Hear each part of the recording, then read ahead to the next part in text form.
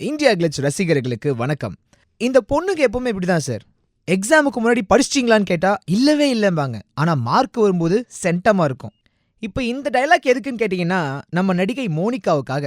இந்திரா படத்துல நிலா காய்கிறது, நேரம் தேய்கிறதுன்னு சொல்லிட்டு ஒரு பாட்டுல பார்த்திருப்பீங்க. அதை விட முக்கியமா ரொம்ப அழகா அழகி படத்துல கதாநாயகியா நடிச்சிருப்பாங்க. அப்புறம் பகவதி, சண்டக்கோழி, சிலந்தி, குறும்புக்கார பசங்க, நதிகள் நனைவதில்லைன்னு சொல்லிட்டு நிறைய படங்கள், அது மட்டும் இல்லாம தெலுங்கு, மலையாளத்திலும் நடிச்சிருக்காங்க. இந்த நிலையில ஒரு நாள் திடீர்னு சொல்லிட்டு மோனிகா என்ன பண்ணாங்கன்னா, முஸ்லிமா கன்வெர்ட் ஆனாங்க. பேரை கூட ரஹீமா அப்படின்னு சொல்லிட்டு மாத்திக்கிட்டாங்க. எதுக்காக திடீர்னு இந்த ஒரு கன்வர்ஷன்? கல்யாணத்துக்காகவா அப்படின்னு கேட்டப்போ, சான்ஸே இல்ல, அதுக்கெல்லாம் கிடையவே கிடையாதுன்னு சொல்லிட்டு மறுத்தாங்க. கொஞ்ச நாள் கழிச்சு பார்த்தீங்கன்னா, மதுரையை நேட்டிவா வச்சிருக்கிற ஒரு தொழிலதிபர் திரு மாலிக், அவரை தான் நான் கல்யாணம் பண்ணிக்க போறேன் அப்படின்னு சொல்லிட்டு ஒரு அனௌன்ஸ்மெண்ட் கொடுத்தாங்க.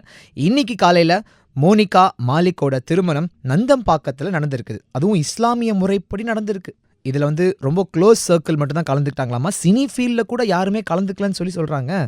கல்யாணத்துக்கு அப்புறம் நடிக்க மாட்டேன் அப்படின்னு மோனிகா சொல்லிட்டாங்க பாஸ்.